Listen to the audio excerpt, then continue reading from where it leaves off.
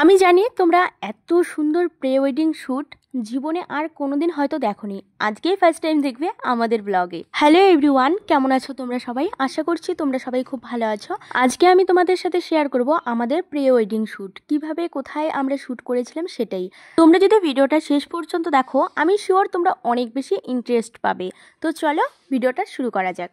আমাদের বিয়েটা যখন 1 বছর আগে ঠিক হয়, তখনই আমরা প্ল্যান করেছিলাম আমাদের বিয়ের আগে একটা ছোট্ট মোটো প্রি ওয়েডিং শ্যুট করব। কিন্তু কোথায়, কিভাবে, কখন শ্যুট করব সেগুলো কোনো ডিসকাস হয়নি। তো রেজিস্ট্রি করার পরে আমরা দুইজন মিলে কথোপকথন করেছিলাম যে চলো প্রি ওয়েডিং শ্যুটটা আমরা পাহাড়ের সাইডে গিয়ে করব, যেরকম ধরো জয়ন্তী মানে ওই সাইডটাতে গিয়ে করব। কিন্তু আমরা এটাও জানতাম আমাদের দুই পরিবার থেকে এটা সম্মতি কখনোই দিবে না, আমাদের দুইজনকে এত দূরে কখনোই ছাড়বে না।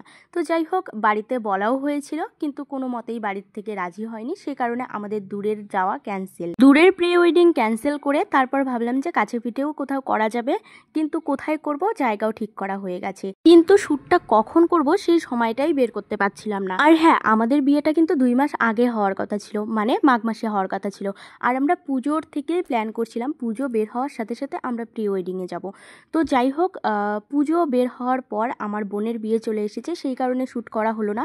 তারপর বোনের বিয়ে পার হওয়ার পর বিয়ের সিজন চলে এসেছে, মানে আমার কাজের সিজন চলছিল তখন। আমার কাজের সিজন শেষ হওয়ার সাথে সাথে আমার বরের কাজের সিজন চলে এসেছে, মানে ঈদের মার্কেট, চৈত্র সেলের মার্কেট, আর এরকম করতে করতে আমাদের বিয়ে হাতে গোনা আর মাত্র 14টা দিন বাকি। তার ফাঁকে কেনাকাটা, শপিং, বিয়ে সমস্ত কিছু করা হয়ে গেলেও এই শ্যুটটা আমরা করে উঠতে পারছিলাম না। আর এটার পিছনে আমাদের যতটা উৎসাহ, তার থেকে বেশি উৎসাহ আমার শাশুড়িমার। আমার শাশুড়িমার কথা, বিয়ের আগে একটা শ্যুট করতেই হবে। তো শাশুড়িমার ইচ্ছাটাকে প্রাধান্য দেওয়ার জন্যই আমরা কিন্তু এরকম হাতে মাত্র 1 থেকে 2 ঘন্টা সময় নিয়েই বেরিয়ে পড়েছি। আজকে যে আমরা শ্যুট করতে আসছি একদমই প্ল্যান ছিল না, বা আমি জানতামও না। আজকে ঠিক সকাল 7টার দিকে ঘুম ঘুম চোখ নিয়ে আমার হাজব্যান্ড ফোন করে বলে যে আজকে বিকেলবেলা তুমি একটু বের হতে পারবা 1-2 ঘন্টার জন্য? আমি বললাম কেন? আজকে আমরা শ্যুট করব। হঠাৎ করে আমাকে জানালো আজকে আমরা শ্যুট করব। একটু পরে বলে যে শ্যুটটা নাও হতে পারে, হয়তোবা নাও করতে পারি। এদিকে কিন্তু আমাদের ক্যামেরাম্যান, ফটোগ্রাফার, ভিডিওগ্রাফার অনেক দিন আগেই ঠিক করা হয়ে গেছে। ওদেরকেও ডেট বলা হচ্ছিল, কিছুতেই আমরা ডেট মিলাতে পারছিলাম না। ওদেরকে দেওয়া হয়ে গেছে সময়, এটা সেটা, কিন্তু আমরা টাইম মতো মানে দুইজনই এক হতে পারছিলাম না কিছুতেই, এতটা ব্যস্ততার মধ্যে ছিলাম। তো যাই হোক, সে আমাকে দুপুর 12টার দিকেও জানায় যে না, হয়তো আজকে শ্যুটটা হবে না, কারণ ও অনেক ব্যস্ত কাজে। আমি বললাম ঠিক আছে, হবে না যখন, আমি একটু রিল্যাক্সে ছিলাম। ঠিক 2:30টার দিকে ফোন করে বলে যে আমরা শ্যুটটা কিন্তু করব, আজকেই করব, এরকম একটা ভাব। তার মাঝখানে মা বাবা গেছে নিমন্ত্রণ করতে, রান্না বান্না খাওয়া দাওয়া আমাকে 2:30টার সময় লাগ করে বলে যে 3:30টার মধ্যে রেডি হয়ে আসো। তার মধ্যে আবার পরতে হবে লাল কালার আউটফিট।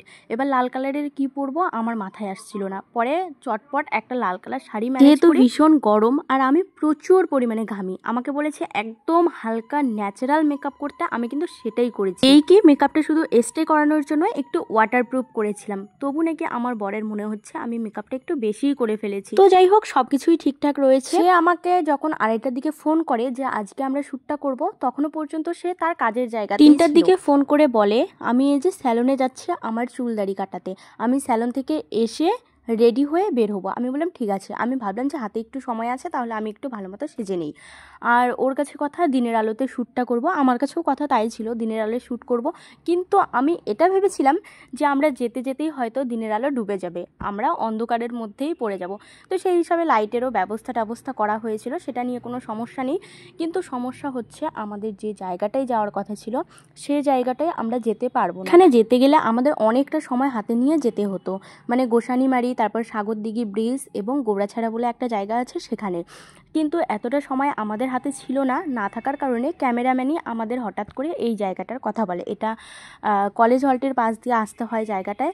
তোমরা দেখতেই পারলে একটু আগে আমি তোমাদের দেখালাম, শ্যুট করতে এসেছি ঠিকই, হাতে একটু নেল পালিশ পরার পর্যন্ত সময় পাইনি।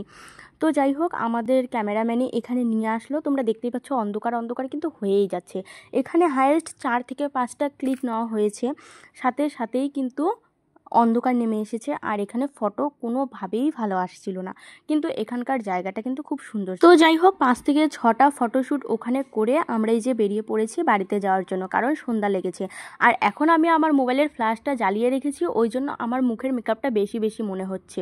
মুখের সামনে যদি ফ্ল্যাশ ধরে দেখানো যায় তাহলে কিন্তু মুখের মেকআপ একটু বেশি বেশি লাগে, কিন্তু এটা কিন্তু একদম ন্যাচারাল মেকআপ ছিল, একদমই মানে বেশি লাগছিল না। তো যাই হোক এখন আমরা বেরিয়ে পড়ছি এখান থেকে। আর দেখো স্পটটা কি অন্ধকার হয়ে গেছে, ভীষণ ভয় লাগছিল। তো আমরা এখানে হেঁটে হেঁটে যাচ্ছি আর ক্যামেরাম্যানের লাইট ক্যামেরা সব কিছু উঠিয়ে নিয়ে ওরা গাড়িতে করে আসছে। একটু হেঁটে আসার পর এমন একটা জায়গায় এসেছি যেখানে কোনো টোটো বা কোনো কিছুও নেই, আমাদের গাড়িতে করে প্রথমে রাখতে যাচ্ছে আমাদের বাড়িতে। ক্যামেরাম্যানকে দাঁড় করিয়ে রেখেছে রাস্তায় যে তুমি একটু দাঁড়াও, আমি ওদেরকে রেখে আসি। তো দেখো আমাদের দুইজনকে রেখে তারপর আবার ক্যামেরাম্যানকে নিতে আসবে। আর সেই টাইমে আমার মনে পড়লো, মানে এখন শ্যুটটা হবে আমাদের বাড়িতে, আর সেই টাইমে আমার মনে পড়লো যে আমার একটা লাল কালারের গাউন আছে, সেই গাউনটা পরে আমি রেডি হই। ওইদিকে ক্যামেরাম্যানকে আনতে গেছে, আমি এদিকে দেখো রেডি হয়ে গেছি। বাড়িতে এসে একটু ভালো করে মাথাটা বাঁধতে পেরেছি, একটা ওই যে মাথাপট্টি নিয়ে গিয়েছিলাম ওটাও পরেছি। দেখো সবাই বলছিল যে ভালো লাগছে। আর এখন দেখো নর্মাল আলোতে তোমরা দেখতে পারবে আমার মেকআপটা কিন্তু একদমই বেশি হয়নি, একদম স্কিন টোন অনুযায়ী একদম ন্যাচারাল ছিল। তো যাই হোক শ্যুটটা করা হবে আমাদের বাড়ির পিছনে। এইদিকে দেখো আমার 2 বোন এসেছে, মানে পাশের বাড়ির বোন এসেছে আমাদের শ্যুটে হেল্প করার জন্য, লাইটম্যান হিসাবে কাজ করবে তারা। তো এখানে দেখো আমাদের হচ্ছে সিস্টেমটা কি করা হয়েছে, মানে লাইটের অভাবে এখানে গাড়ির লাইট জ্বালানো হলো, আমার ঘরের থেকে রিং লাইট নিয়ে আসা হলো, ঘরের থেকে লাইন টেনে নেওয়া হয়েছে। আর মানে এইভাবেই আর কি মোবাইলের ফ্ল্যাশ ধরে তারপর আমরা ফটোশ্যুট করছি। একটা ফটো ভালো আসেনি, মানে এখনো পর্যন্ত আমাদের মনের মতো একটা ফটোও ভালো আসেনি। এখানে আমরা আগুনের সামনে ফটোশ্যুট করব। আর এদিকে কিন্তু রীতিমতো আমি ঘামছিলাম, এত পরিমাণে ঘামছিলাম কি বলবো, শুধু চিন্তা করছিলাম ওয়াটারপ্রুফ মেকআপটা না করলে হয়তো আমার মেকআপটার এতক্ষণে 12টা বেজে যেত। আমরা এত কষ্ট করে ফটোশ্যুট করার পরে রেজাল্টগুলো কিন্তু খুব ভালো এসেছে, এই রেজাল্টগুলো নর্মাল মেকআপ করলে হয়তো সুন্দর পেতাম না। তো যাই হোক ক্যামেরাম্যান আমাদের বলল যে কয়েকটা খড়ি জোগাড় করো, কারণ আগুনের সামনে এই শ্যুটগুলো করা হবে।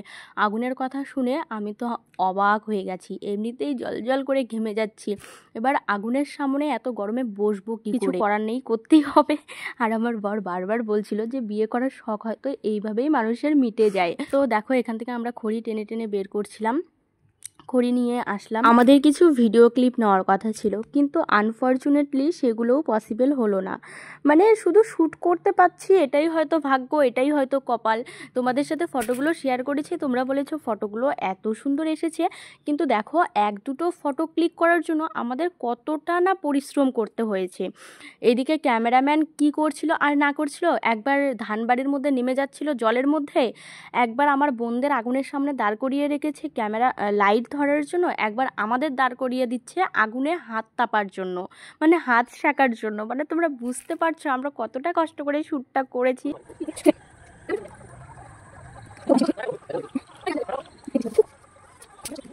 এইদিকে ক্যামেরাম্যান আর আমার 2 বোনের অবস্থা দেখে আমরা তো একদম হাসতে হাসতে শেষ। দেখো ওদের অবস্থা, গরমে ঘেমে লাইট ধরে আছে। আর আমার 2 বোন বারবার বলছিল কেন ক্যামেরাম্যান আমাদের কেন লাইটম্যান বানিয়েছে, লাইটম্যান নিয়ে আসতে পারেনি। তো যাই হোক এইভাবেই মজা করে আমরা করেছিলাম শ্যুটগুলো। আর শ্যুটগুলো এত সুন্দরভাবে মানে এরকম করেছি, কিন্তু শ্যুটের রেজাল্টগুলো যে এত সুন্দর আসবে ভাবতেই পারিনি। তো সবাই বলছিল রেড শাড়ি পরে যে শ্যুটগুলো করেছি সেগুলোর থেকে এই লাল গাউন পরে যে ফটোগুলো তুলেছি সেগুলোই বেশি ভালো লাগছিল। তো এখান থেকেই আমরা ফটো বের করব। তো তোমাদের ভিডিওটা কেমন লাগলো অবশ্যই কিন্তু কমেন্ট করে জানাবে। আর সত্যি সত্যি তোমরা এরকম প্রি ওয়েডিং শ্যুট দেখেছো কি কখনো, অবশ্যই কিন্তু কমেন্ট করে জানাবে। মানে সবার থেকে আমরা একটু ইউনিক করার চেষ্টা করেছি, সেটাই আর কি তোমাদের বোঝাচ্ছিলাম। তো ভিডিওটা ভালো লাগলে একটা লাইক কমেন্ট শেয়ার করে দিও। চলো আজকের মতো এই পর্যন্ত, টাটা।